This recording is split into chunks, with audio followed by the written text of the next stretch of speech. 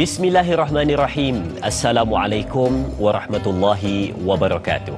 Alhamdulillahirabbil alamin wassalatu wassalamu ala asyrafil anbiya'i wal mursalin wa ala alihi washabbihi ajma'in.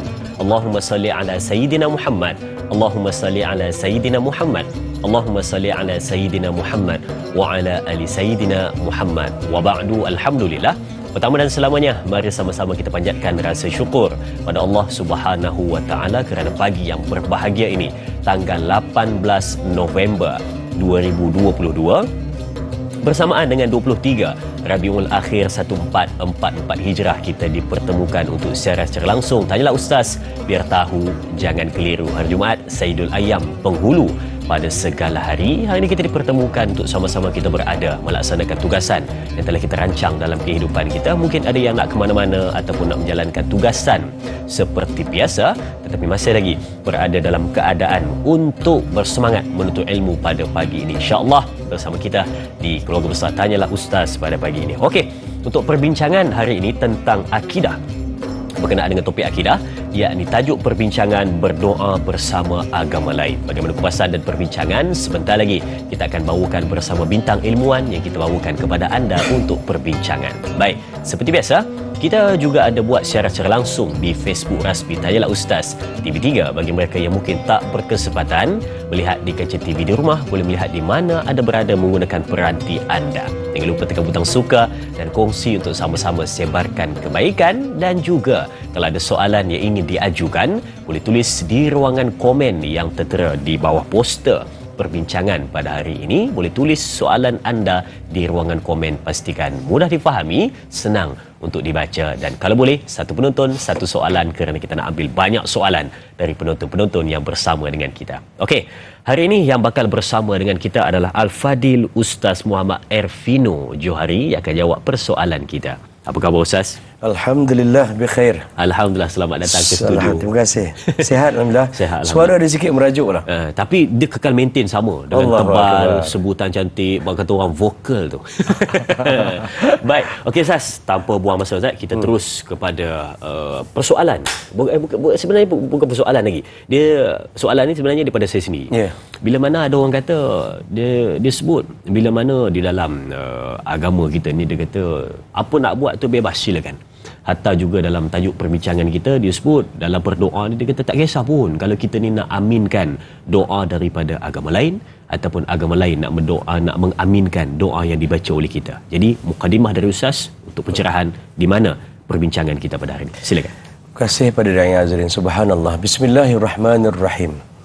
Assalamualaikum warahmatullahi wabarakatuh. Alhamdulillah. Thumma alhamdulillah. Thumma alhamdulillahi wa kafa. Wassalatu wassalamu ala rasulihil mustafa Sayyidina Muhammad wa ala alihi wa sahbihi ajma'in. Jumu'ah mubarakah, hari Jumaat yang diberkati. Mudah-mudahan Allah Subhanahu wa taala memberkati majlis ilmu kita pada pagi ini. Subhanallah, di antara perkara yang banyak dititipkan menerusi sirah baginda Rasulullah sallallahu alaihi wasallam adalah berkaitan tentang pentingnya umat Islam ini menjaga, memelihara, malah menzahirkan dan berbangga dengan suatu yang dipanggil sebagai image menjadi umat Islam.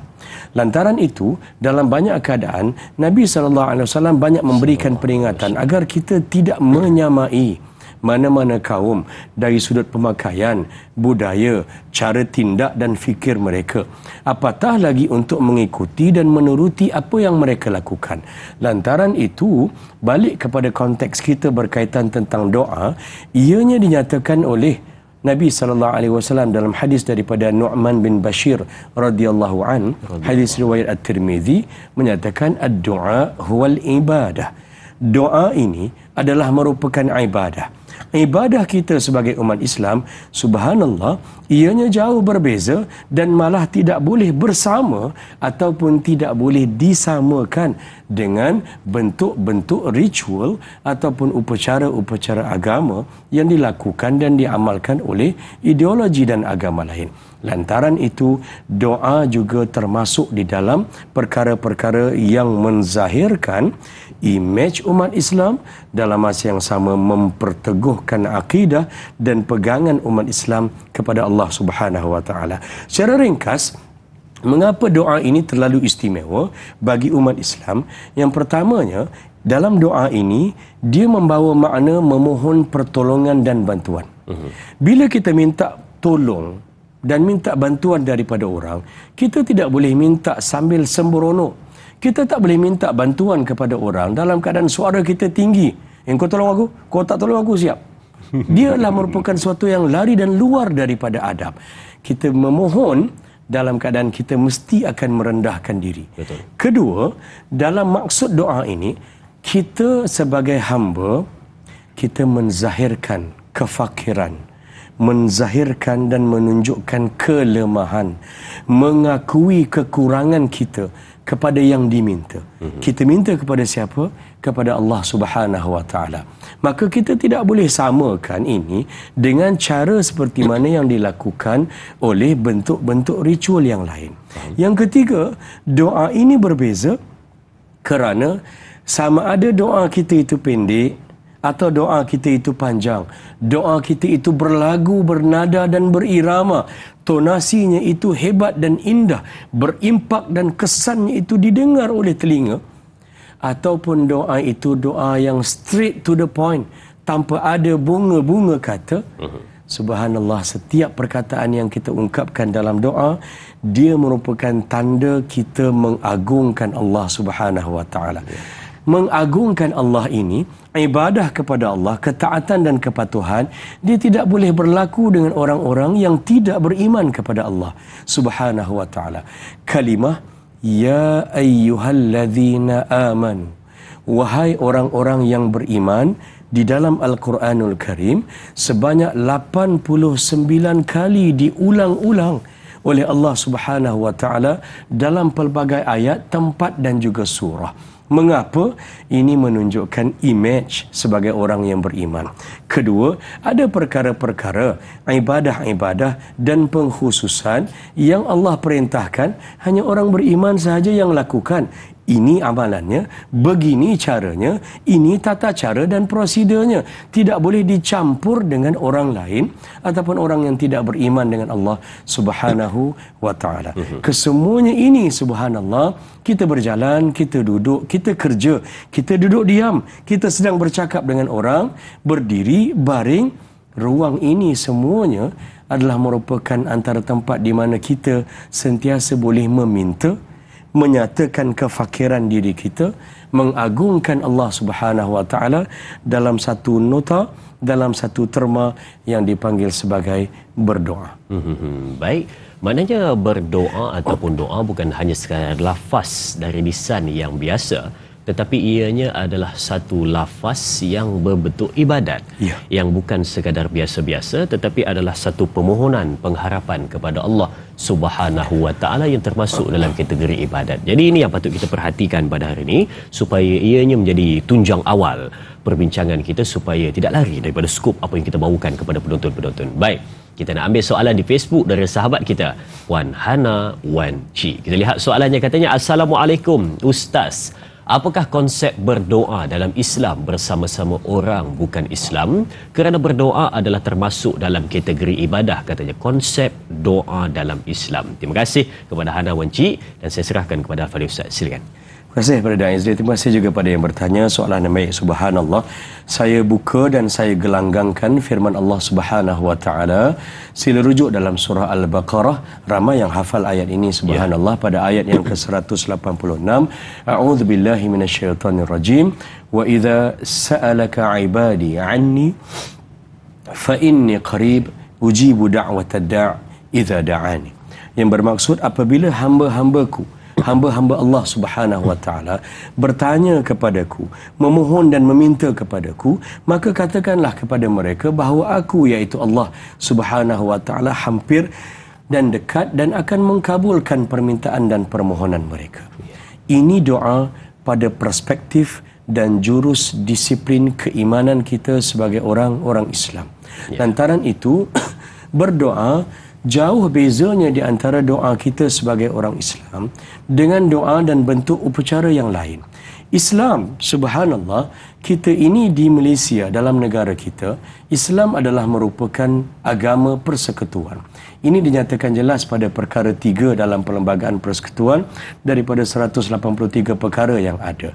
Tidak disebut sebagai agama rasmi kerana tujuan doa ini bukan hanya ditempel dan diletak ataupun diposisikan hanya di awal majlis ataupun hanya semata-mata kita nak jamu orang makan selepas daripada itu, maka kita letakkan doa di depan. Ada orang nak datang, ada nak buat kenduri dan sebagainya. Bukan itu sebenarnya fungsi doa. Doa ini berfungsi untuk mengatur kehidupan kita seterusnya kerana kedudukannya itu yang tertinggi. Lantaran itu dia tak sebut Islam ini sebagai hanya rasmi, dia sebutkan sebagai persekutuan. Maksud persekutuan, semua negeri-negeri daripada Perlis sampai ke Sabah yang berada di bawah komposisi persekutuan ini perlu untuk menerima hakikat bahawa Islam adalah merupakan agama persekutuan. Namun agama-agama yang lain boleh diamalkan dan dianuti, tapi syaratnya adalah secara aman dan damai.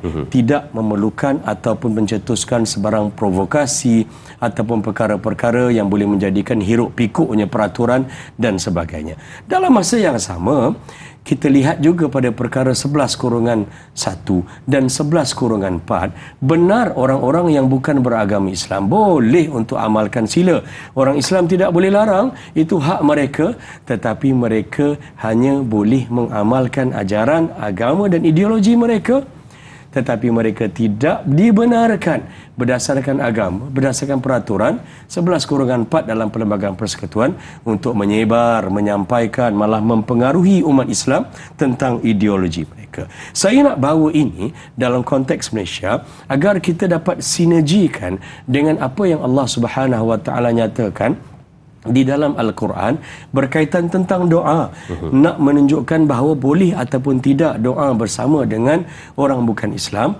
Allah menyatakan dalam Al-Quran, sila rujuk di dalam surah Yunus ayat yang ke-106, a'udzubillahi minasyaitonirrajim, wala tad'u min dunillahi ma la yanfa'uka wala yadurruka. Doa di sini adalah membawa maksud ibadah. Jangan sesekali kamu beribadah selain daripada Allah Subhanahu Wa Taala pada benda-benda bersama dengan sesiapa yang tidak memberikan manfaat kepada kamu dan juga tidak berkuasa untuk memudaratkan kamu. Doa juga disebut dalam Al-Quranul Karim dalam surah Al-Isra ayat 110, qul Allah wa du'ur rahman awi du'ur rahman.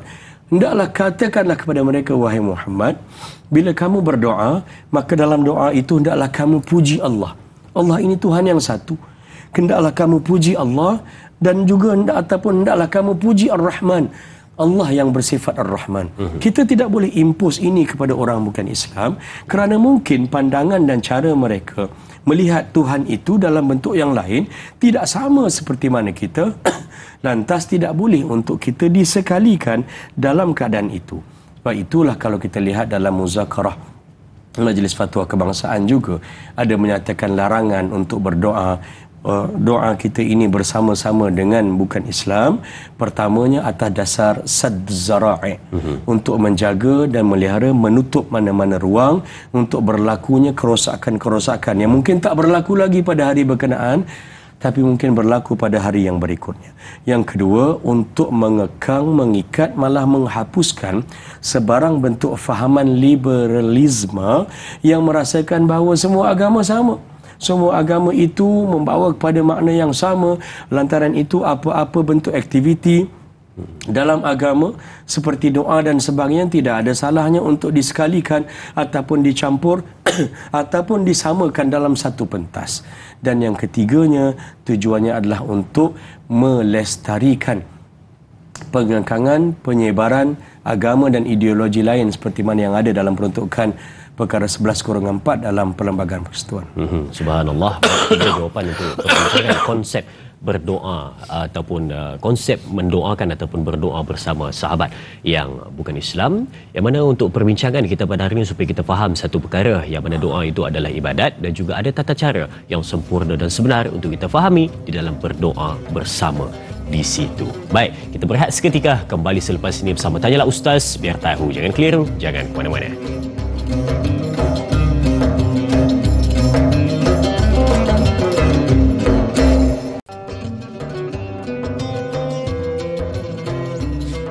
Subhanallah, kembali untuk perbincangan kita pada pagi ini tentang akidah berdoa bersama orang bukan Islam. Bagaimana pesan dan perbincangan tadi baru mukadimah untuk kita bawakan kepada anda supaya anda faham yang satu perkara awal untuk perbincangan ataupun benar kawalan perbincangan kita pada hari ini, iaitu doa adalah satu ibadat yang mana ia adalah untuk orang Islam, dan jangan dicampur aduk dan jangan salah faham. Baik, kita nak ambil soalan di Facebook dari sahabat kita, iaitu Puan Nur Asikin.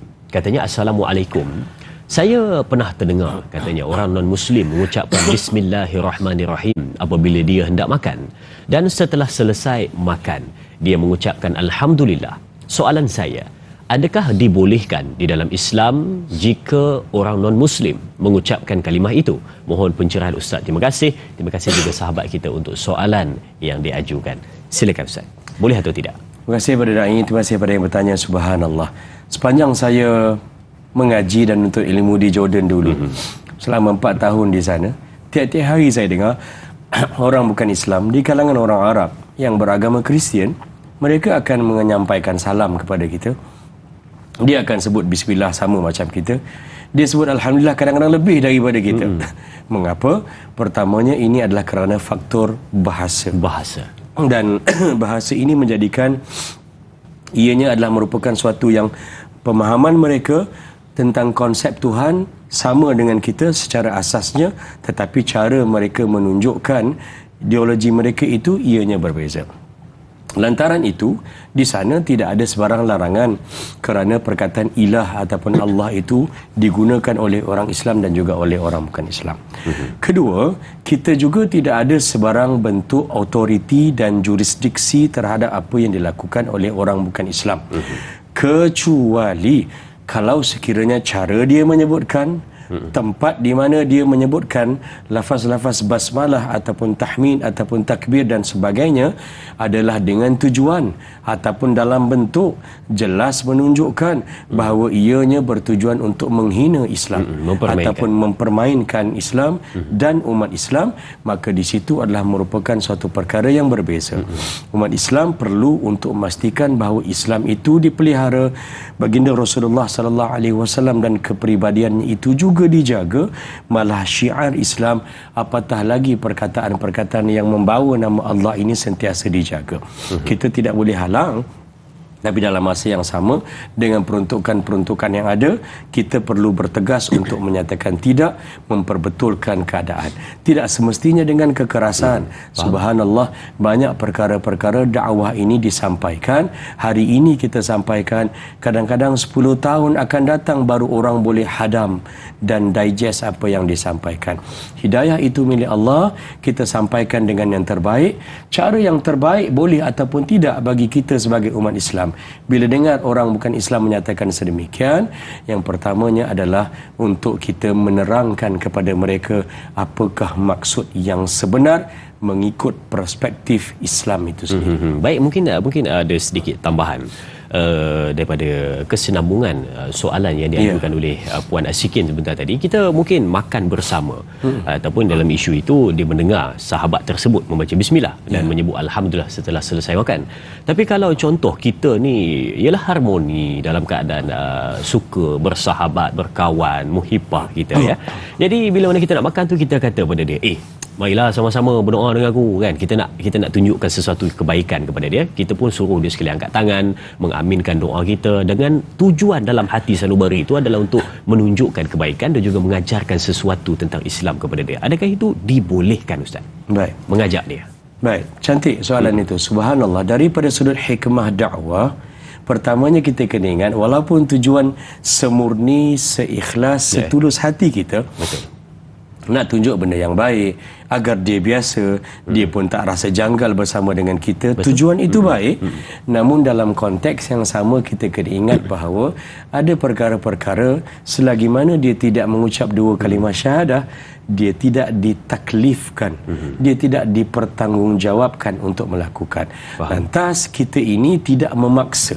Konsep paksaan dalam Islam itu untuk orang terima Islam ataupun terima mana-mana elemen Islam. Doa dalam konteks kita ini jelas dalam Al-Quran surah Al-Baqarah ayat 256.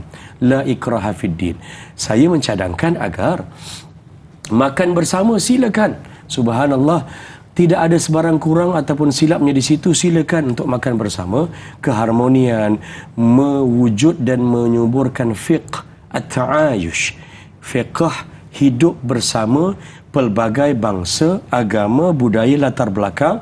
Makan ini dia ada 3 kan lah. Makan, sukan, hiburan. Ini 3 benda yang mudah untuk manusia berkumpul. Regardless mereka punya pandangan, perspektif dan sebagainya, gunakan itu. Tetapi dalam bab berdoa, kerana doa ini adalah ibadah, maka tidak perlulah kita impose kepada dia untuk bersama. Kita doa. Dan kemudian kita pun tak suruh dia untuk buat apa-apa. Kita doa kerana kita nak berdoa untuk makan.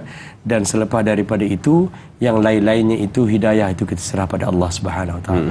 Baik, itu jawapan atas perbincangan sebentar tadi. Yang pertama tentang menyebut kalimah alhamdulillah, bismillah dan juga alhamdulillah. Yang kedua, perbincangan ataupun persoalan berkenaan dengan kita ajak mereka berdoa sekali. Maka di situ ada tata tertibnya dan juga ada laras yang patut kita perhatikan di situ. Soalan seterusnya dari sahabat kita di Facebook, yang Puan Nur Hayati Ismail. Ada 3 soalan kalau saya pastikan di situ ya. Yang pertama katanya, bismillah, Assalamualaikum Ustaz. Yang pertama, apakah yang dimaksudkan dengan ritual? Adakah ianya mesti berkait dengan ataupun sebagai doa? Terkait sebagai doa.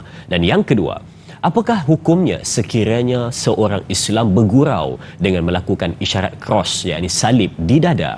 Dan soalan yang kedua, apakah terikut nyanyian lagu keagamaan agama lain itu juga membawa kepada maksud berdoa katanya. Terima kasih Kak Yat, Bandar Tasik Puteri, Rawang, Selangor, insya-Allah katanya. Baik, saya serahkan kepada Al-Fadhil Ustaz. Silakan. Terima kasih pada Dai, terima kasih pada Kak Yat kita daripada BTP atas soalan yang baik. Subhanallah.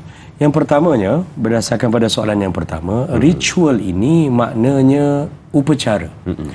Artinya itinerary ataupun prosedur dalam satu-satu majlis, dan majlis ini pada agama lain ia dianggap sebagai majlis keagamaan. Faham. Dan diadakan di tempat-tempat agama dan tempat-tempat peribadatan mereka.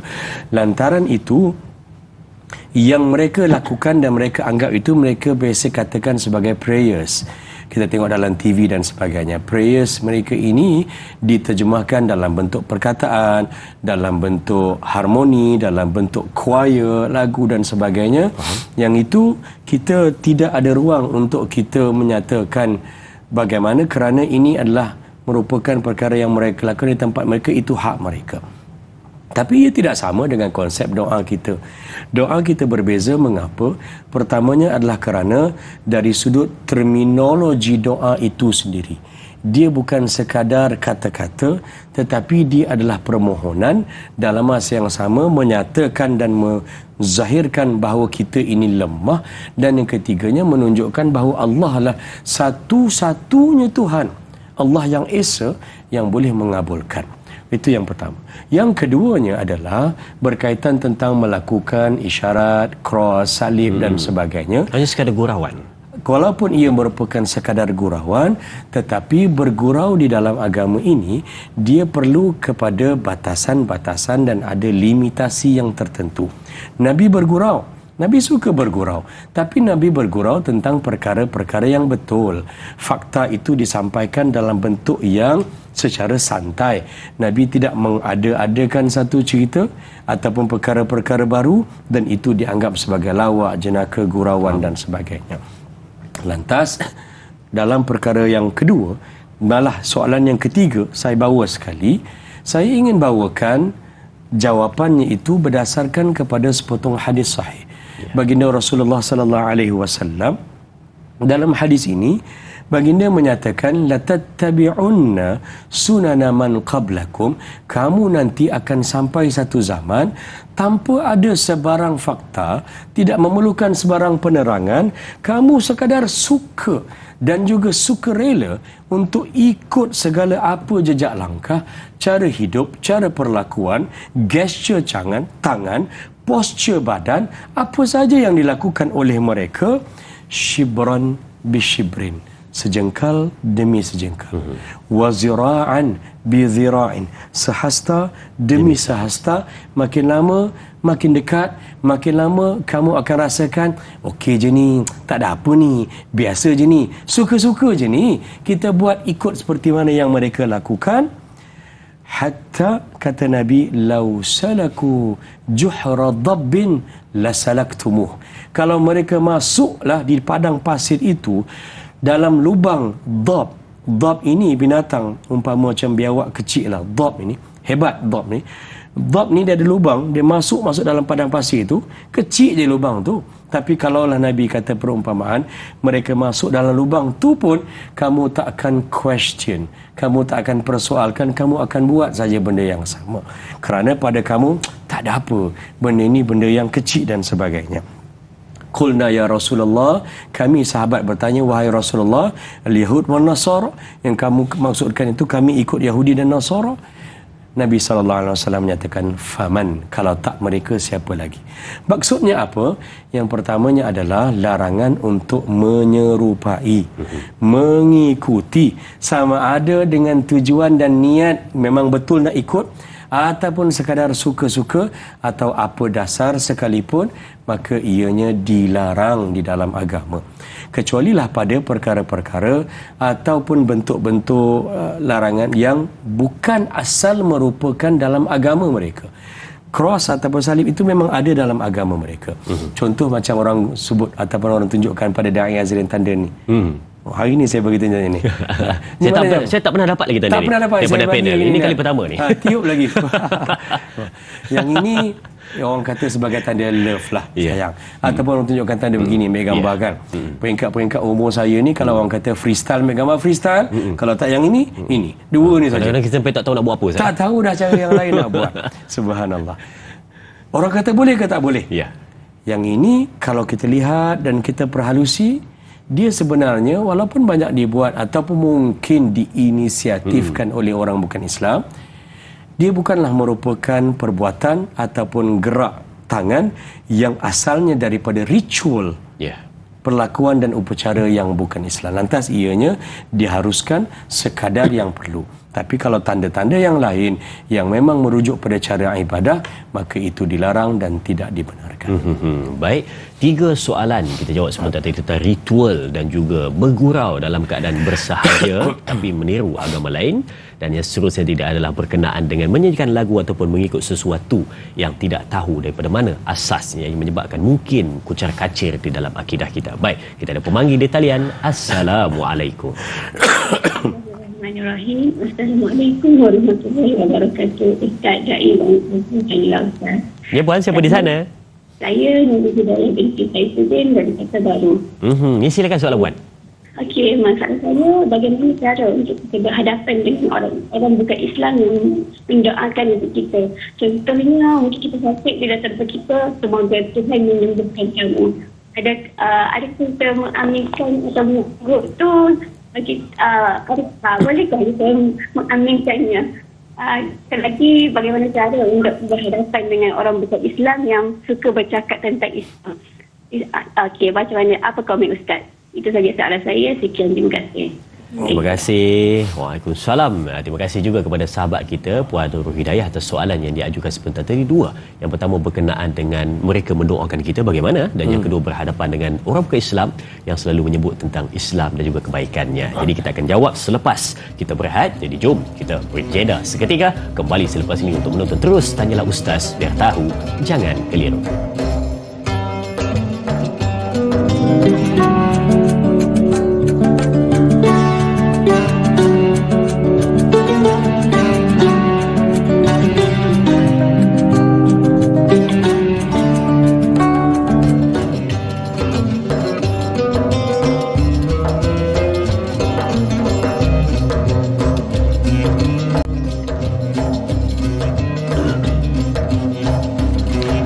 Alhamdulillah.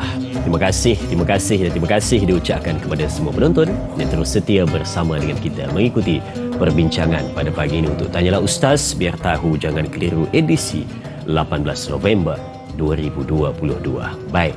Kalau tadi sebelum kita berehat ada penonton yang membuat panggilan bertanya pada kita tentang dua soalan Puan Nurul Hidayah Saifuddin.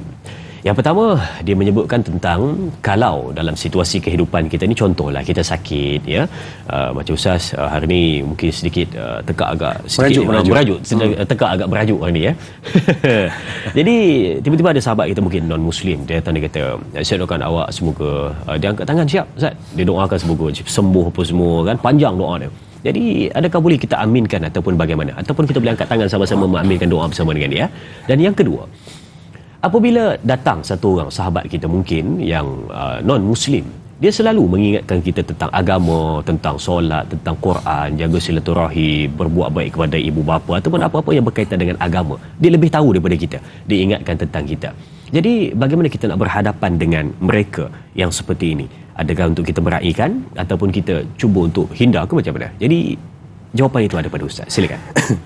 Terima kasih kepada Da'i dan juga kepada yang pemanggil kita tadi, subhanallah. Yang pertamanya adalah apabila orang lain mendoakan kepada kita dan orang lain itu adalah merupakan orang bukan Islam, tidaklah sampai perlu untuk kita mengucapkan amin. Amin ini maknanya, ya Allah, perkenankanlah permintaan kami yang berada sebagai orang-orang yang beriman. Maka tapi dalam masa yang sama kita perlu untuk menitipkan adab dan juga menjaga komunikasi, memelihara silah, artinya hubungan sesama kemanusiaan. Maka kita ucapkan kepada dia terima kasih ataupun thanks for your concern. I really appreciate, saya sangat menghargai. Ayat-ayat sebegini tidak ada salahnya dan harus untuk kita gunakan sebagai tanda kita berterima kasih di atas apa yang dia minta. Contoh, sesuatu musibah bala berlaku kepada seluruh rakyat di sebuah negara, macam kita lah 2 tahun lepas contohnya. Kesemua tidak mengira apa juga agama, semuanya ini mengharapkan, memohon agar dihindari dan diselamatkan daripada musibah ini. Tetapi ianya dalam bentuk yang berbeza kerana caranya, tujuannya, konsepnya, doa itu berbeza. Tetapi dalam masa yang sama meminta itu tak ada masalah. Jadi boleh kalau sekiranya mereka sebutkan dan minta agar kita datang office, rakan kita bukan beragama Islam kata tak sihat ya, get well soon. Saya pun ada dia kata get well soon Ustaz. Dan dia bukan beragama Islam, maka kita ucapkanlah terima kasih kepada dia sebagai tanda hubungan silah kemanusiaan, itu tidak ada masalah. Tapi tak perlulah sampai nak sebutkan amin dan sebagainya.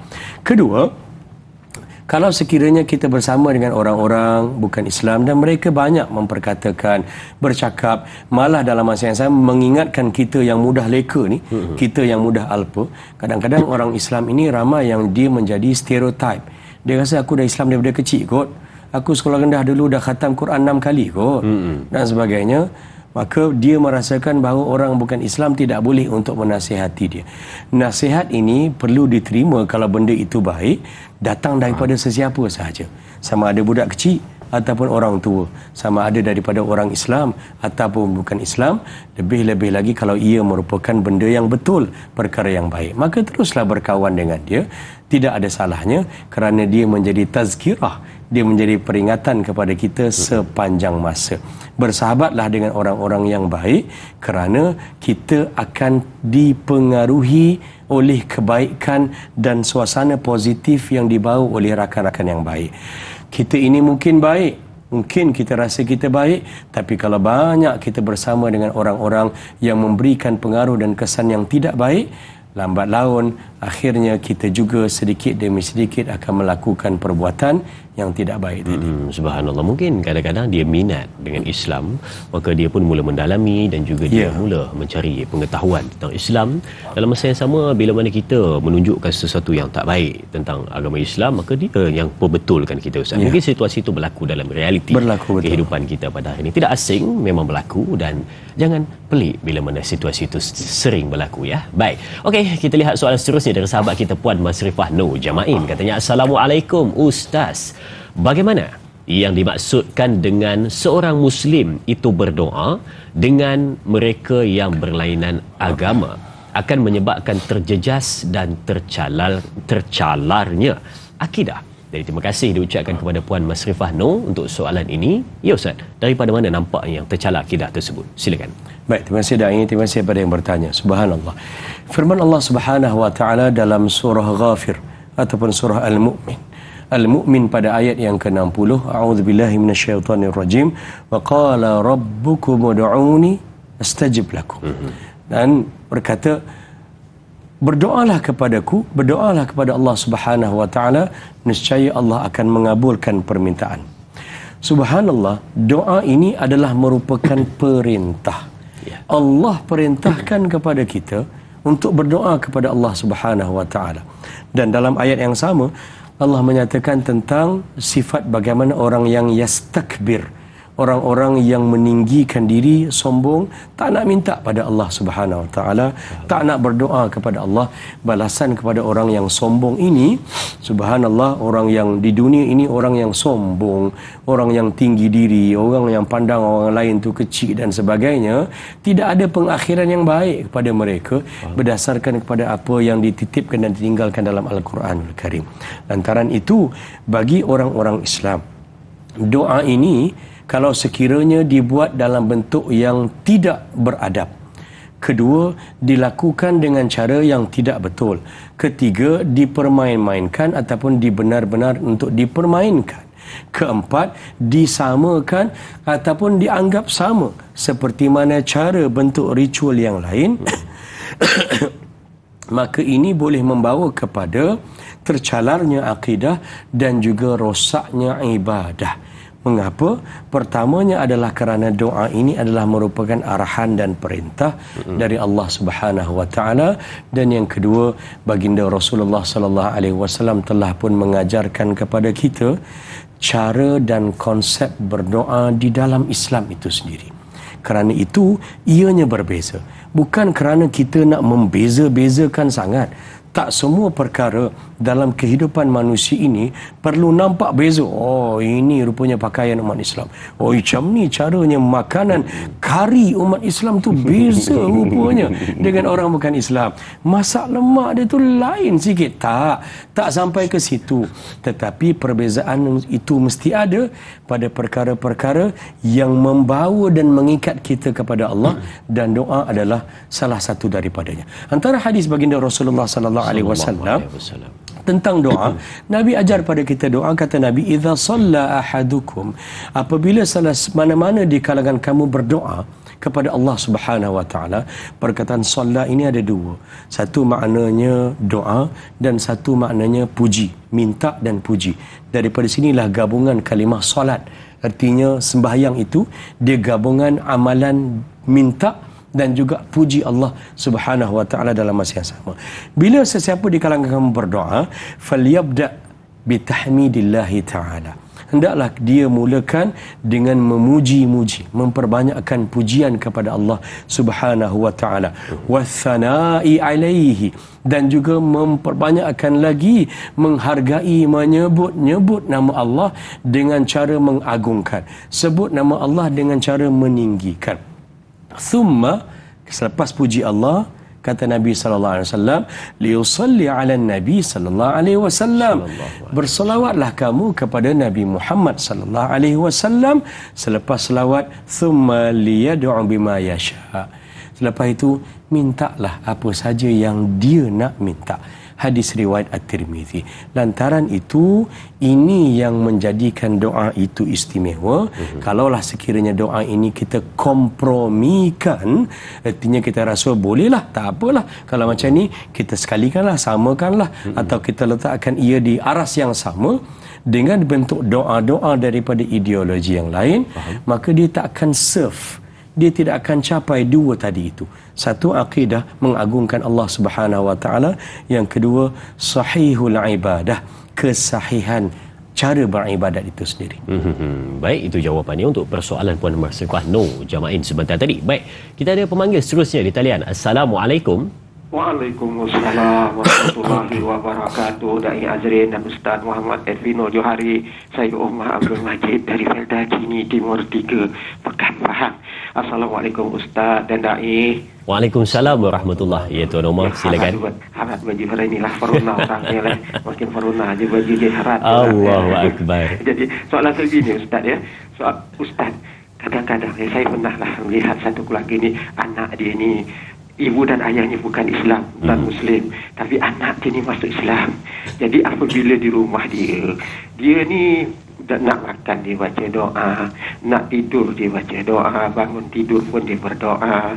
Jadi mereka ni, anak ni dah masuk Islam. Tapi soalan saya Ustaz, bolehkah sekiranya anak ini berdoa, si ibu tu mengaminkan, si ayah itu mengaminkan, sedangkan dia belum lagi masuk Islam, si ibu dan si ayah itu? Jadi itulah soalan saya Ustaz dan Dai. Terima kasih banyak Ustaz dan Dai. Assalamualaikum. Waalaikumsalam warahmatullahi. Terima kasih Tuan Omar untuk soalan ini. Situasi yang benar-benar berlaku dan juga situasi yang berbeza daripada perbincangan-perbincangan yang kita bawakan tadi berkenaan dengan anak dan ibu bapanya. Baik, jawapannya kita akan berikan kepada penonton-penonton setelah kita berehat seketika nanti. Ayo, jom kita berehat seketika, jangan ke mana-mana. Kembali selepas ini bersama Tanyalah Ustaz, biar tahu, jangan keliru.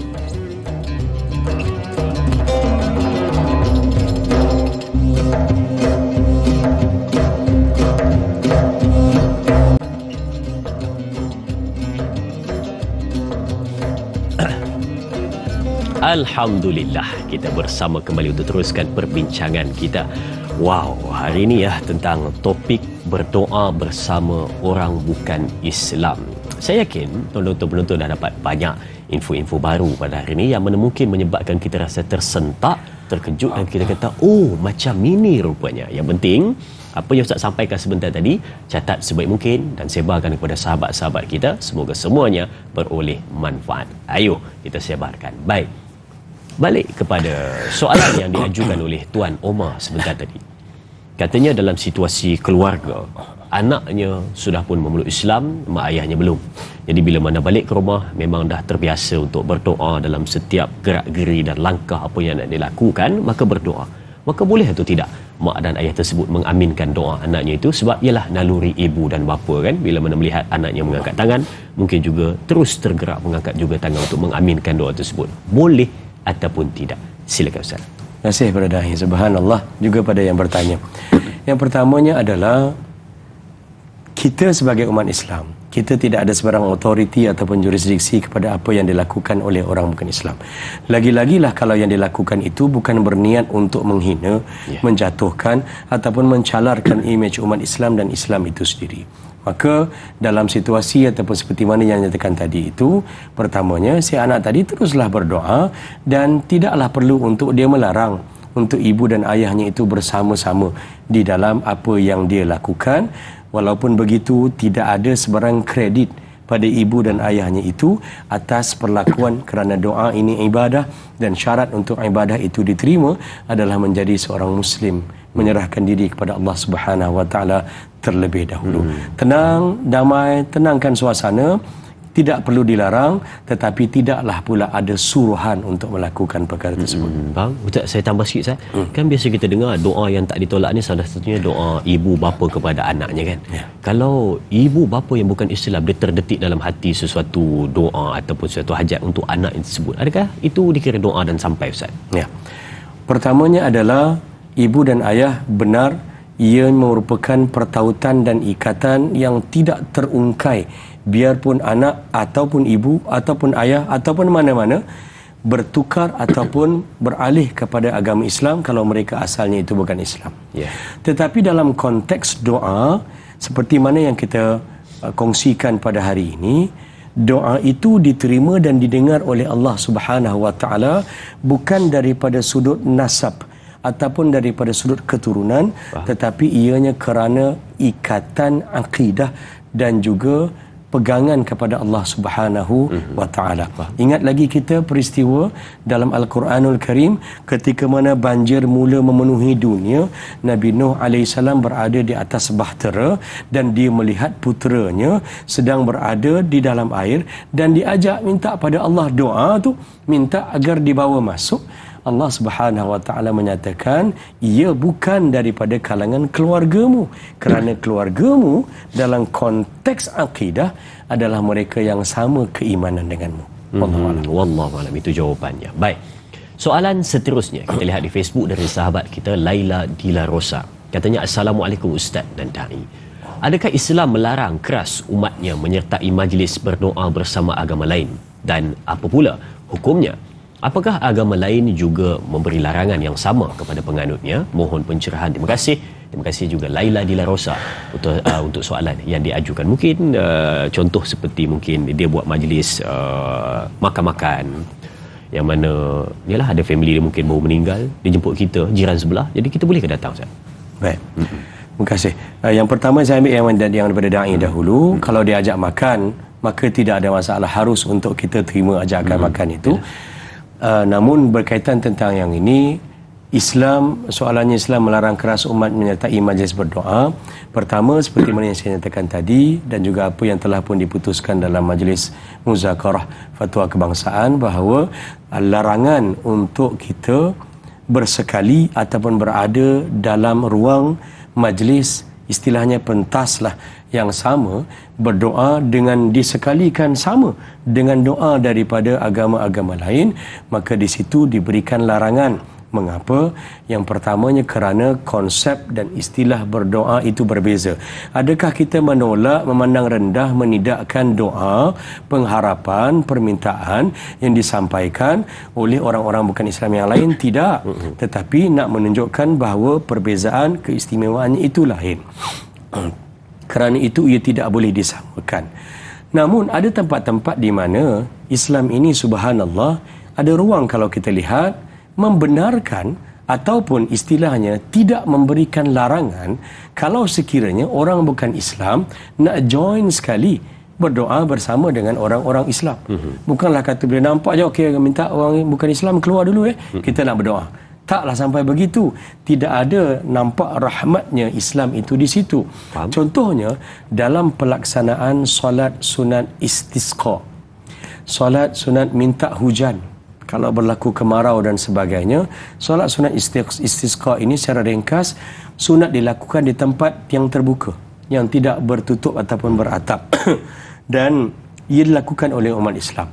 Tetapi berlaku peristiwa sebelum-sebelum ini bahawa orang bukan Islam pun mereka pun perlukan air, sama seperti mana kita seperti itu manusia.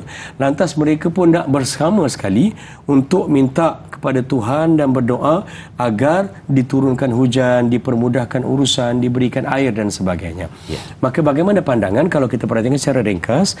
Al-Imam Abu Hanifah, Imam mazhab Hanafi, dia menyatakan larangan tak boleh untuk dibawa bersama. Tetapi kalau kita lihat pandangan Imam Malik dan juga Imam Ahmad bin Hanbal, walaupun dia kata makruh, tapi Imam Malik menyatakan bahawa tidak diberikan sebarang larangan untuk orang bukan Islam datang dan hadir bersama, berdoa bersama dengan umat Islam ketika umat Islam melaksanakan solat sunat istisqa dan juga doa. Begitulah juga pandangan Imam Syafi'i, menyatakan bahawa kita tak jemput, kita tidak perlu sampai mengajak sekali orang bukan Islam, memang boleh kita doa sama-sama. Tak. Jemputan ajakan itu tidak perlu, tetapi kalau mereka hadir atas kapasiti dan sukarela mereka sendiri, maka ianya tidak boleh dilarang, dibiarkan. Cuma Imam Ahmad dan juga Imam Syafi'i mencadangkan agar adanya pemisahan. Artinya tak boleh duduk sekali campur, ni orang Islam, ni orang Islam. Tak. Kerana cara ibadah istisqa itu berbeza, doa itu berbeza, cara doa ta'zimullah, mengagungkan dan membesarkan Allah itu juga berbeza. Lalu yang terbaiknya adalah boleh hadir tapi diasingkan, agar biar dia nampak bezanya itu. Adakah agama lain juga memberi larangan? Subhanallah, kita tidak ada sebarang kuasa dan autoriti untuk melihat bagaimana agama lain dalam bentuk yang sama memberikan indikator mereka terhadap doa. Semua saya ingin nyatakan firman Allah Subhanahu wa taala dalam Al-Quranul Karim. Kalau kita lihat dalam surah Al-An'am ayat 108 yang menyatakan berhati-hati untuk kita bercakap ataupun memberikan komentar terhadap agama lain, artinya hati dan perasaan mereka juga kena dijaga. Allah menyatakan wala tasubbu min dunillahi wala tasubbul ladzina yad'una min dunillah.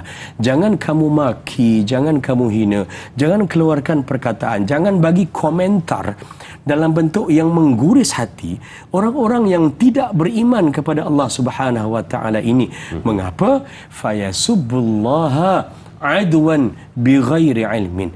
Kerana kesannya nanti bila kamu buat begitu kepada orang bukan Islam, artinya pasal orang bukan Islam pun kita nak komen sama, agama mereka ni gini, boleh ke tak boleh, kita pula yang nak komen. Kerana kesannya nanti mereka pula yang akan memaki, menghina, mencaci Allah Subhanahu wa taala dengan dua cara. Pertamanya adwan, dalam bentuk permusuhan, dan yang keduanya bighairi ilm, tanpa ilmu. Ini lagi masalah. Kalau berhujah, kalau memberikan fakta dan sebagainya, tapi tanpa ilmu, maka tak dapat nak lawan, tak dapat nak jawab kerana dia lebih didorong oleh emosi dan perkara-perkara yang lain. Wallahu a'lam. Baik, itu jawapannya. Dari awal tadi kita bincangkan tentang bagaimana doa bersama orang bukan Islam. Tapi kalau tadi pun ada satu soalan dari sahabat kita bertanyakan kalau dia mendoakan kita. Tapi untuk yang ketiga ini, skop yang ketiga ini, bagaimana pula kalau kita yang mendoakan dia?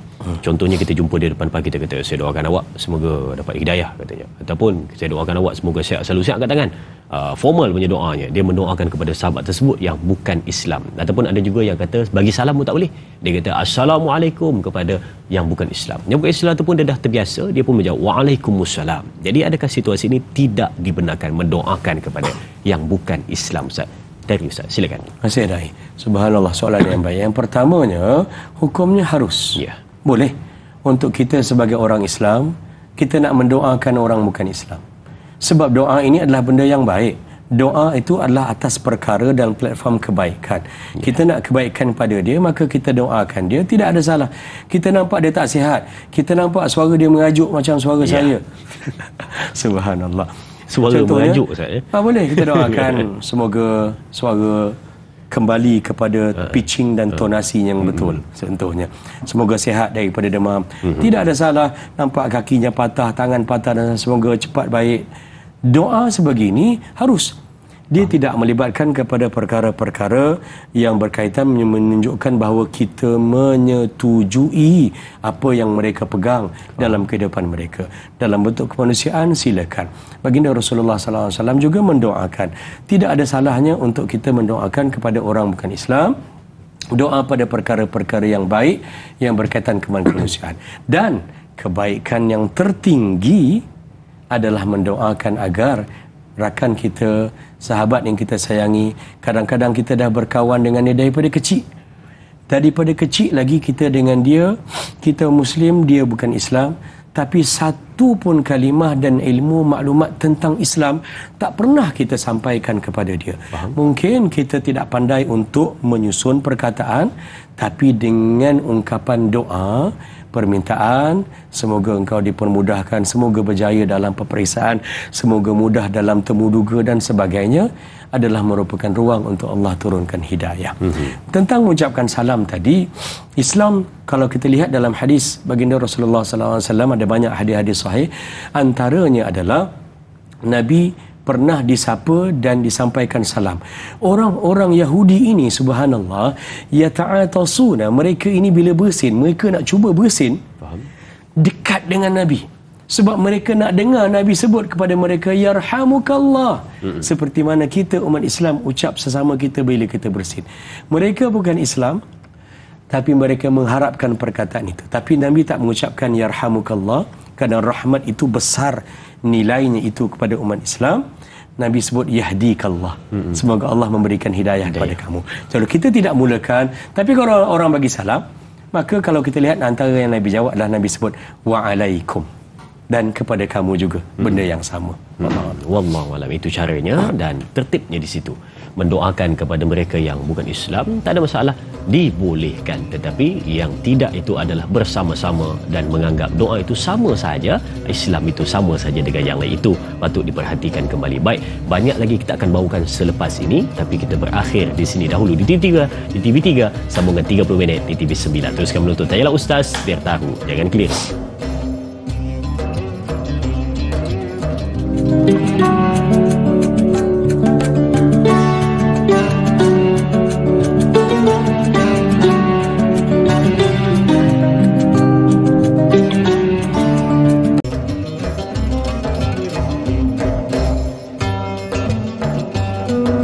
Baik, kita bertemu kembali. Jom kembali duduk di meja perbincangan untuk kita teruskan hari ini topik akidah tentang berdoa bersama orang bukan Islam. Tadi kita dah sebut tentang berdoa bersama, dan yang kedua kita dah sebut bagaimana kalau mereka mendoakan kita. Dan yang ketiga kita juga dah sebut kalau kita pula mendoakan kepada mereka. Itu di antara tunjang utama perbincangan kita pada hari ini. Dan saya cuba nak timbulkan satu isu ataupun persoalan yang hari ini berlegar masih lagi di alam maya, isu viral ataupun yang masih lagi berada dalam status kekeliruan dalam syarikat kita. Yang mana ada yang menyebutkan, ini saya cuba bawakan dulu apa yang disebutkan itu, katanya bila mana bersalaman dengan orang yang mana mungkin bukan katanya daripada orang agama, adalah rosak roh katanya. Rosak roh, rosak keimanan. Dia kata kalau salam dengan orang agama okey, dia kata. Tapi kalau yang bukan, dia kata tak boleh, rosak roh katanya, ataupun habis kacau keimanan. Jadi kita nak selitkan juga dengan bab perbincangan kita pada hari ini. Kalau isu itu dibangkitkan, jadi mungkin juga ada orang bertanya, kalau macam tu tak bolehlah salam dengan non-Muslim katanya. Lagilah dahsyat. Jadi mungkin Ustaz boleh beri pencerahan kepada kita hari ini, boleh atau tidak bersalaman dengan orang non-Muslim, dan juga bagaimana isu yang dikatakan bersalaman dengan selain daripada orang agama ini adalah rosak roh ataupun keimanan katanya. Silakan Ustaz. Terima kasih pada Dai. Subhanallah. Saya menasihati diri saya khususnya, dan juga nasihat yang sama buat semua. Kita pelihara dan kita jaga, pastikan kita tidak mengeluarkan pernyataan-pernyataan yang tidak bersumberkan kepada dalil-dalil yang mu'tabar. Kita tidak memberikan perkataan-perkataan ataupun mengungkapkan bentuk-bentuk pernyataan yang boleh membawa kepada makna yang lebih teruk daripada apa yang hasrat baik yang kita nak. Niat itu mungkin baik, subhanallah, tetapi cara itu tidak menghalalkan semata-mata untuk mendapatkan kebaikan tadi.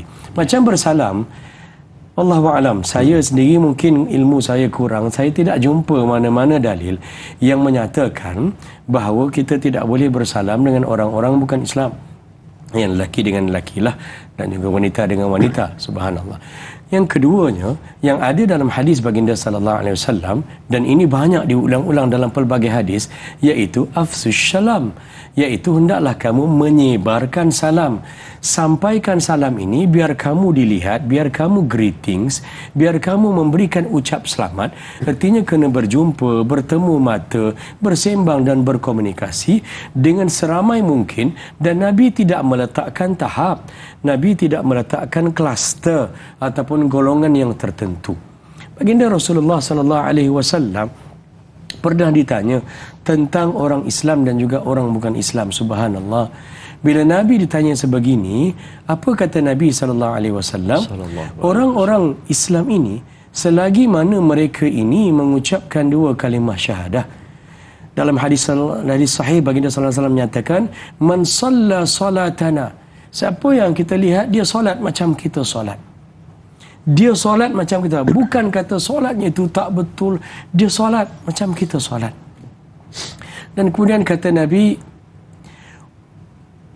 wa akala dhabihatana, dan dia makan binatang sembelihan yang kita makan. Artinya dia makan makanan kita yang halal dan sebagainya. Fadzalikal muslim, maka ini adalah merupakan orang Islam. Dia orang Islam. Kategorinya satu, dia orang Islam. Orang Islam ini, subhanallah, ruhnya itu dipegang oleh Allah Subhanahu wa taala.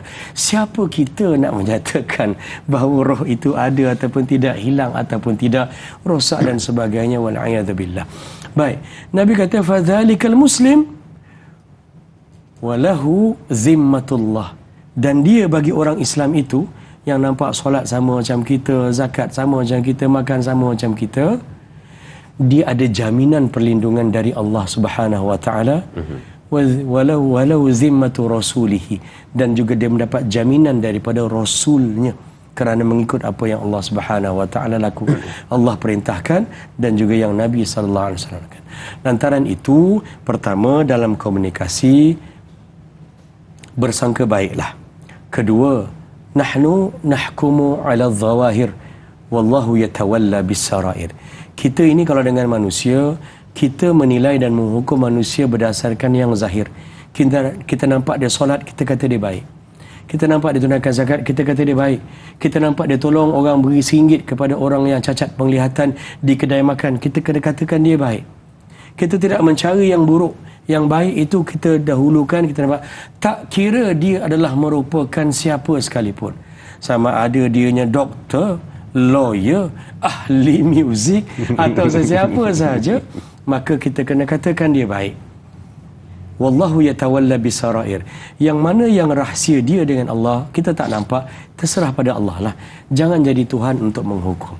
Dan yang ketiganya adalah, kalaulah ada ruang untuk kita nampak orang lain, kita rasa dia ni kurang ni, dia ni hancur ni, dia ni gelap masa depan ni, kalaulah kot ada pada diri kita, kita rasa orang lain sebegitu, apa kata kita banyakkan memperdoakan.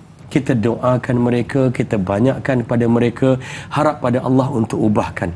Nabi SAW menyatakan dalam sepotong hadis sahih ada dalam kitab Riyadhus Salihin, ma min abdin muslimin yad'u li akhihi bi dhahril ghaibi illa qala al malaku walaka bimithlin. Tidak ada seorang pun yang terlepas di kalangan orang-orang Islam kalau dia mendoakan kebaikan untuk saudara se-Islamnya tanpa memberitahu saudara se-Islamnya yang dia mendoakan kebaikan untuknya, malaikat akan berdoa untuk orang yang berdoa tadi, kamu akan dapat yang sama apa yang kamu doakan kepada saudara se-Islam kamu. Wallahualam. Baik, itu jawapannya ringkas tetapi menjawab kepada persoalan dan berikan pencerahan kepada kita hari ini supaya tidak keliru lagi ya berkenaan dengan perkara-perkara seperti itu yang cuba dibangkitkan. Baik, yang kedua untuk hari ini sebelum kita ambil soalan di Facebook, biasa juga kita dengar digembar-gemburkan dalam syarikat yang mana disebutkan bila mana ada seseorang daripada sahabat kita ataupun kawan-kawan kita non-Muslim, ahli keluarga yang meninggal ya, yang telah pergi meninggal dunia, maka disebut tak boleh kita mendoakan ataupun tak boleh kita menyebutkan RIP ya, rest in peace, betul mendoakan itu ataupun kita menyebutkan salam takziah, katanya tak boleh. Jadi mungkin ini juga kita nak cerahkan pada pagi ini, adakah betul tidak boleh ataupun boleh tetapi ada cara yang lebih baik untuk kita menyebutkan ataupun memberi nasihat kepadanya, ataupun ada juga kadang-kadang orang bila dengar sesuatu ni dia sebut oh my god. Jadi Ustaz dia menyebutkan secara umum itu. Jadi bagaimana Ustaz? OMG bagaimana? Baik, silakan. Subhanallah. Baik, soalan yang sangat baik, subhanallah. Apa yang Nabi SAW pernah tunjukkan pada kita, cara berdoa yang kadang-kadang kita sering terlepas pandang ataupun yang kita rasa alah apa masalahnya, bahasa je kot dan sebagainya, adalah bila kita berdoa, adabnya adalah kalau sebut tu biar sebut penuh. Sebut dengan penuh. Nabi itu kena sebut dengan sallallahu alaihi wasallam. Sebut penuh Allah macam mana? Sekurang-kurangnya lafaz jalalah Allah, tapi yang terbaiknya adalah untuk memperbanyak-banyakkan Asmaul Husna, nama-nama dan sifat-sifat Allah Subhanahu wa taala. Bila kita pegang itu, maka tak wujudlah lagi kita nak tukarkan daripada ya Allah kepada oh my god. Ataupun ya Allah kepada ringkas lagi OMG. Dengan nada tu lagi kan, dengan lentok bahasa, dengan gaya bahasa badan dan sebagainya. Kerana apa? Pertamanya adalah kerana adab, dan kedua kerana tidak layak untuk kita meminta dan memohon kepada satu-satunya yang boleh mengkabulkan permintaan dan permohonan, iaitu Allah Subhanahu wa taala. Kita terima anugerah, watikah, terima credential daripada orang insan yang lebih tinggi daripada kita. Cara kita pegang tangan, cara kita rendahkan badan, pakaian yang kita nak pakai untuk majlis berkenaan, segalanya itu for us it's very particular. Tetapi bila kita minta pada Allah, mengapa kita tidak memperbesarkan ta'zim memuji Allah Subhanahu wa taala? Oleh itu, balik pada yang kedua pula, iaitu berkaitan tentang RIP tadi. Ungkapan yang biasa disebutkan rest in peace, rest in peace. Saya pun duduk di luar negara lama dan dia adalah merupakan perkara yang harian biasa kita dengar disebutkan oleh orang-orang bukan Islam. Bila kita lihat, pertamanya dari sudut takziah. Apa makna takziah? Perkataan bahasa Arab, maknanya daripada kata akarnya azza. Azza ini artinya nak memperkuatkan balik, nak recharge, nak menyuburkan balik orang yang sedang down. Ya, awak down. Down. Dan sebagainya kan. Orang yang sedang rasa rendah, rasa jauh dengan Allah Subhanahu Wa Taala, takziah. Lantaran itu, hatta dalam Islam pun bila kita menerima musibah, dia tidak ada sebarang perkataan yang khusus untuk kita menyuburkan, memberi semangat, motivasi, menyuntik kekuatan dalam hati orang yang sedang bersedih. Apa-apa sahaja perkataan yang sesuai, yang kena dengan konteks, yang tidak bersalahan dengan agama, yang tidak mencalarkan akidah, ia dibenarkan. Sama ada ia dalam bahasa Melayu, dalam bahasa Inggeris ataupun dalam bahasa apa sekalipun. Perkataan RIP itu juga kalau kita perhatikan, dia bukan asalnya datang daripada perkataan yang berada di bawah ritual ataupun upacara bacaan agama milik rakan-rakan kita yang beragama Kristian. Dia adalah merupakan ungkapan yang biasa diungkapkan ataupun biasa disebutkan. Namun, cantiknya di sini, kalau sekiranya perkataan rest itu kita membawa makna bila dia meninggal tu dia rehat, dia tenang dalam peace, ketenangan dan sebagainya. Yang ini ada hadis baginda Rasulullah sallallahu alaihi wasallam. Hadis Nabi ini hadis sahih riwayat Aisyah radhiyallahu anha, qila Aisyah menyatakan bahawa seorang lelaki, dan dalam hadis yang lain sebutkan yang lelaki inilah Bilal bin Rabah radhiyallahu an. Dia menyatakan, ya Rasulullah, matat fulanah wastarahat. Wahai Rasulullah, telah meninggal dunia seorang wanita dan dia telah pun beristirahat. The rest, kata Bilal bin Rabah. Faghadiba Rasulullah sallallahu alaihi wasallam. Nabi menunjukkan rasa marah dan juga menunjukkan reaksi kurang senang mendengarkan perkataan daripada Bilal bin Rabah tadi. Wa qala, kata Nabi sallallahu alaihi wasallam, innama yastarihu man ghufira lahu. Sesungguhnya orang yang rehat, orang yang betul-betul rest ini adalah orang-orang yang diampunkan dosanya oleh Allah Subhanahu wa taala. Kita tidak mampu untuk meneroka, melakar, menjangka, mengetahui bagaimana barzakh orang lain. Kita tak tahu kita punya barzakh sendiri pun bagaimana. Lantaran itu, ini hak Allah Subhanahu wa taala. Tak boleh kita katakan, oh, dia ni memang confirm, tenang dia ni. Ini rehat. Apatah lagi kepada orang-orang bukan Islam. Lantaran itu berhati-hati bila menggunakan perkataan-perkataan yang sebegini. Wallahu a'lam. Wallahu a'lam. Berhati-hati dan juga memberi semangat ataupun memberi motivasi itu boleh guna perkataan lain. Boleh guna perkataan lain dan juga kena berhati-hati, takut-takut ada perkataan yang silap di dalam kita gunakan. Baik, kita berehat seketika, kembali selepas ini bersama Tanyalah Ustaz, biar tahu, jangan keliru.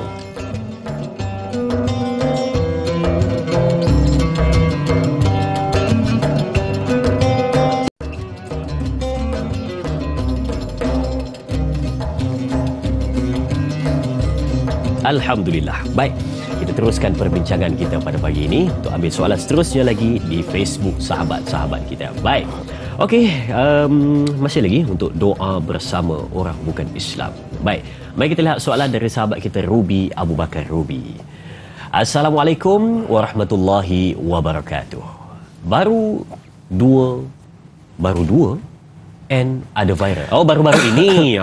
Tu dia Ustaz. Kadang-kadang kita short form sangat ni tak dapat. Baru-baru ini. Ya, baik. Ada viral tentang orang Islam yang menyambut perayaan Halloween dan memperagakan pakaian dan lain-lain. Mohon pencerahan Ustaz. Terima kasih. Terima kasih juga sahabat kita Ruby Abu Bakar Ruby untuk soalan yang diajukan. Kalau tadi kita sebut tentang mendoakan, tapi ini juga dia meraihkan Ustaz. Jadi mungkin kita boleh selitkan juga dalam perbincangan kita. Halloween. Oh, yang pakai labu atas kepala tu kan? Silakan Ustaz.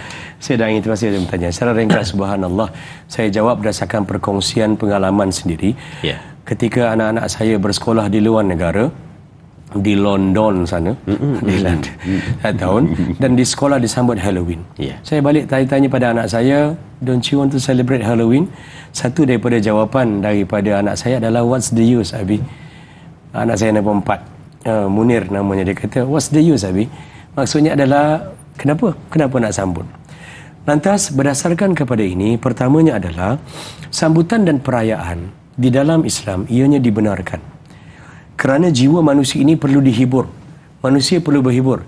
babat ceramah tazkirah ni 5 minit cukup. Tapi kalau hiburan tu 2 jam, rasa macam waktu tight sangat ni. Sekejap sangat tu. Sekejap sangat. Manusia suka berhibur.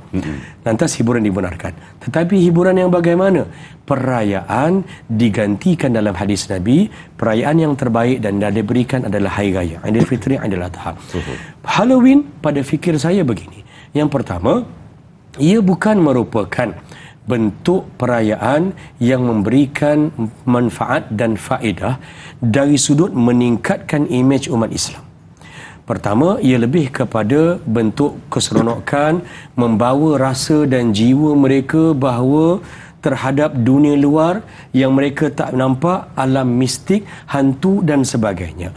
Lantas, mereka ini menyamakan diri mereka seperti mana yang mereka rasa atau mereka nampak, itulah gambarannya. Kedua, ia lebih kepada dalam bentuk hiburan, nak memberikan hiburan kepada anak-anak, treats dan sebagainya. Antaran itu, pada fikir saya, hiburan di dalam Islam yang terbaiknya adalah hiburan yang memberikan manfaat. Hiburan yang ada jiwa dan hiburan yang dalam agama telah dinyatakan pengisiannya bagaimana. Bagaimana kita nak menyambut Aid, bagaimana nak menyambut Ramadan. Ini adalah merupakan bentuk hiburan. Selagi mana ia tidak menjauhkan diri kita dari Allah Subhanahu Wa Taala, apa-apa yang disambut okey saja untuk kita sambut. Tetapi pada Halloween dan sebagainya, pada pengalaman saya lah, ia tidak memberikan manfaat, malah pernah mendatangkan mudarat. Anak tadi mimpi mengigau malam. Kerana melihat semua kawasan sekitarnya itu memakai pakaian-pakaian yang pelik-pelik dan sebagainya, maka ini juga memberikan maklumat dan input yang tidak benar. Kesian pada jin-jin dan juga syaitan tu. Image mereka itu digambarkan dalam bentuk yang tidak sebenar. Kata, bukan ni, bukan aku ni. Dan sebagainya. Maka berilah hak yang sepatutnya. Cubalah cari cara yang lebih baik, alternatif yang lebih baik untuk berhibur. Baik, itu tentang Halloween, ya. Cara sebut betul dia macam mana, Ustaz? Halloween, ya. Baik. Okey. Saya bila mana lihat soalan seterusnya dari Intan Zurina Abdul Razak ni, saya teringat pernah ada budak sekolah yang menengah macam itu. Dia pernah tanya soalan, tapi lama dulu. Saya teringat dalam 3 tahun ke 4 tahun lepas. Dia kata dia pergi satu camp yang mana dalam camp itu mungkin malam itu ada aktiviti apa ke, bakar api, lepas tu duduk berkeliling dan unggun api, bakar api, unggun api ya, duduk keliling dan sambil tu disebut masing-masing kamu silakan untuk berdoa di hadapan api ini supaya apa yang kamu minta itu dikabulkan, katanya. Buatlah doa depan api tersebut. Jadi itu satu benda juga mungkin saya boleh ajukan pada Ustaz pada ni, berdoa di hadapan api, Ustaz, ya. Jadi niat itu bagaimana kita itu di luar daripada pengetahuan kita, tapi berdoa di hadapan api itu. Dan yang kedua, kita nak kaitkan dengan soalan daripada sahabat kita di Facebook. Katanya, Assalamualaikum, mohon nasihat Ustaz kepada orang Islam yang pernah turut serta menyalakan lilin di waktu malam untuk upacara berdoa atau memperingati kematian artis idola mereka. Adakah perbuatan ini dibolehkan dalam Islam? Jadi terima kasih Ustaz. Terima kasih juga sahabat kita Intan Zurina Abdul Razak untuk soalan ini. Silakan Ustaz. Terima kasih Da'i dan kepada yang bertanya. Menyantuni soalan Da'i terdahulu.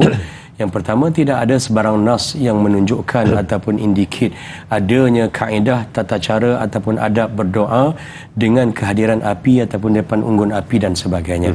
Maka perkara-perkara yang tidak ada nas itu kita elakkanlah, kita jauhkanlah, kerana doa kita itu nilainya itu jauh lebih besar daripada upacara ataupun majlis, nampak keseronokan, nampak suasana yang hebat dan sebagainya. Doa ini tidak berada di bawah sesuatu majlis, tapi doalah yang sebenarnya memimpin sesebuah majlis.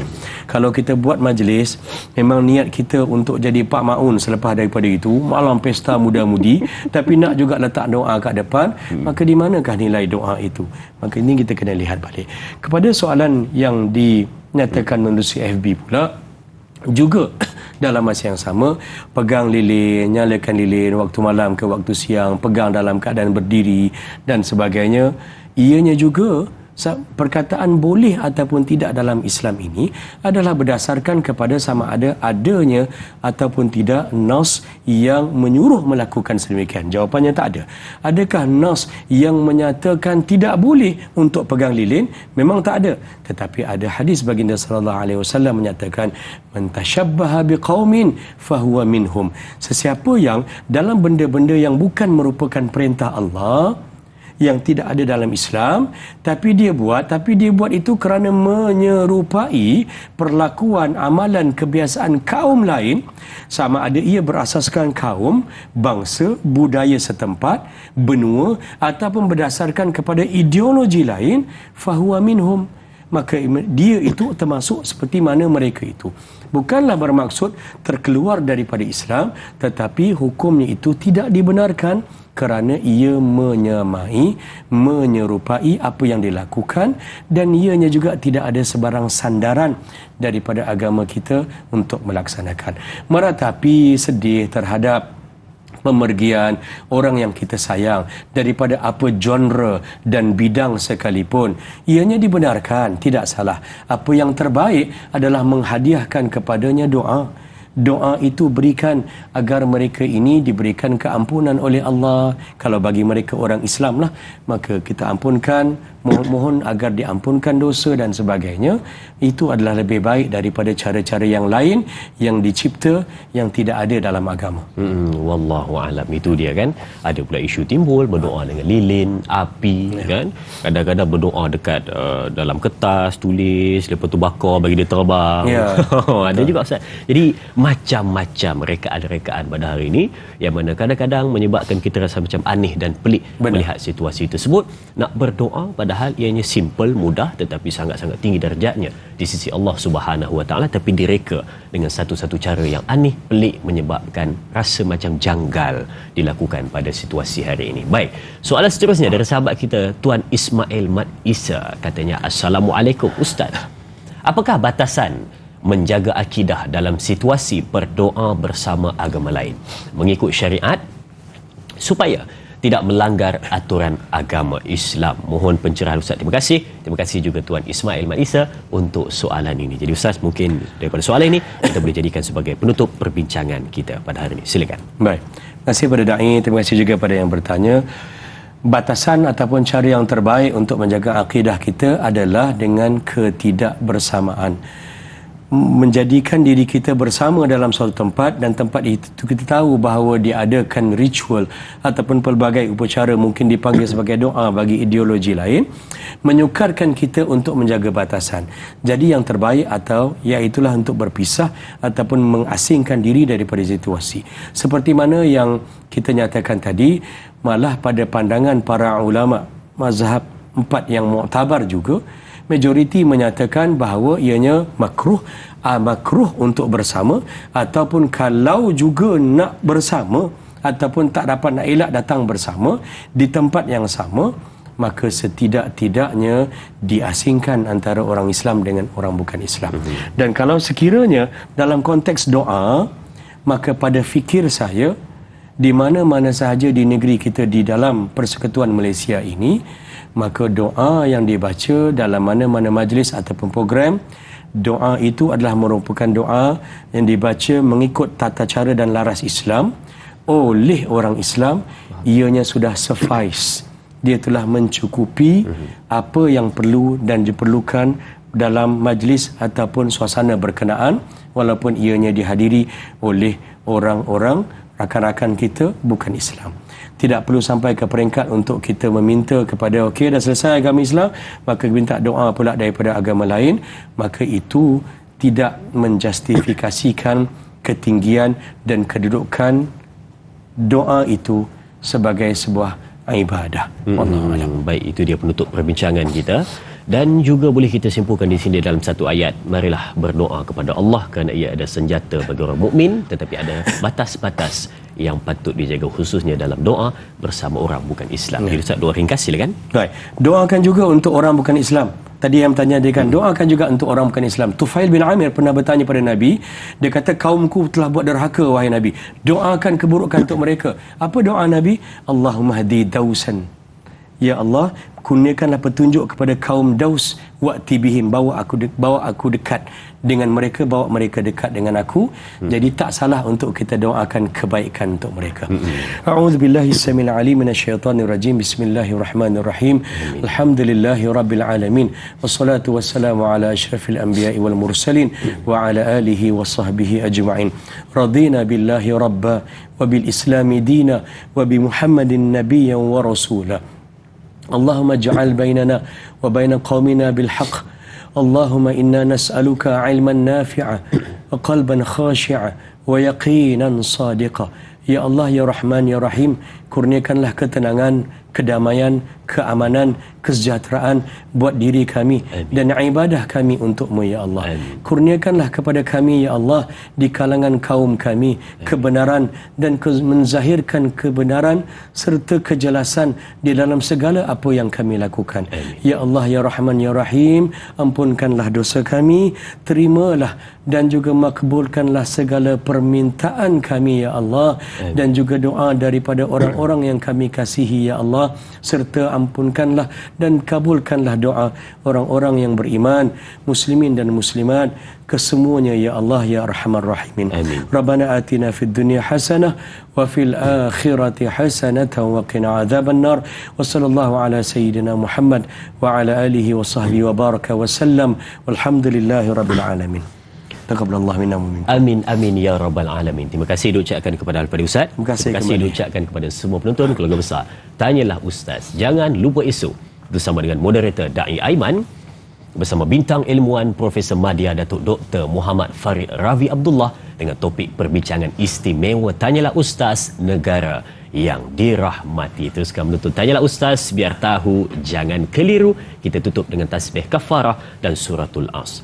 Subhanakallahumma wa bihamdika asyhadu an la ilaha illa anta astaghfiruka wa atubu ilaik. Bismillahirrahmanirrahim. Wal asri innal insana lafi khusri illa alladhina amanu wa amilus solihat wa tawasaw bil haqq wa tawasaw bil sabr. Sekian, berjumpa lagi. Assalamualaikum warahmatullahi wabarakatuh dan hati-hati pulang ke kampung.